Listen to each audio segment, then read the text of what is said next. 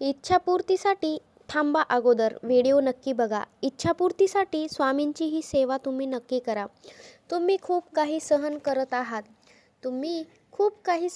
आहात. प्रार्थना करत आहात, पण तुम्हाला उत्तर मिळतच नाही. त्यामुळे ऐका, श्री स्वामी समर्थ सांगतात, मी उशीर करत नाही, मी तुम्हाला घडवत असतो. आज मी तुम्हाला अशी एक सेवा सांगतो जी हजारो भक्तांनी अनुभवलेली आहे.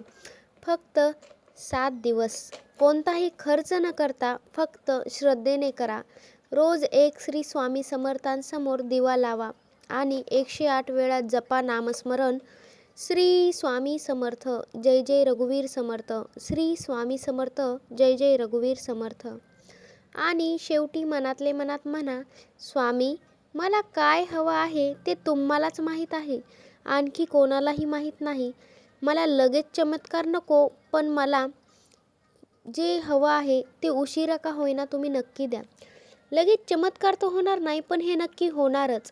काय होणार तर मन शांत होणार, तुमची इच्छा पूर्ण होणार, भीती मनातली कमी होणार, अडकलेली सर्व काही कामं मार्गी लागणार. आणि तुम्हाला प्रत्येक गोष्टीमध्ये अपयश येत असेल तर ते काम यशाला नक्कीच लागणार. हेच स्वामींचं उत्तर असतं. फक्त स्वामी म्हणतात, तू श्रद्धेने विश्वासाने माझं नामस्मरण कर.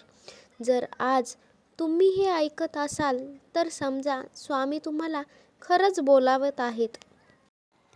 तुमची इच्छा खरंच खूप दिवसांपासून अडकलेली आहे का? खरंच हो असेल ना, तर हे शब्द लक्षात ठेवा.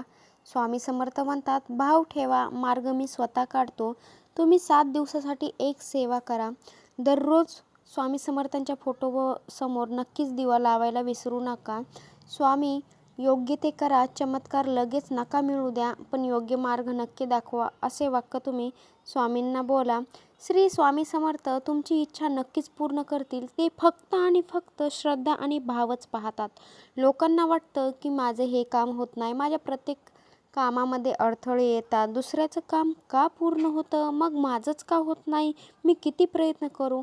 कारण ती व्यक्ती श्रद्धेने, मनापासून, भावनेने देवाचं नामस्मरण करते. आणि आपण काय करतो, देवाच्या पूजेला बसलो की मोबाईल तरी वाजतो, इकडे तरी लक्ष जातं, तिकडे तरी लक्ष जातं, देवाची वाकडी तिकडी पूजा करतो, बस झालं एवढंच. तर ह्यामुळेच आपली इच्छा देव पूर्ण करत नाही, कारण आपण भावनेने, श्रद्धेने पूजाही करत नाहीत. धन्यवाद. श्री स्वामी समर्थ.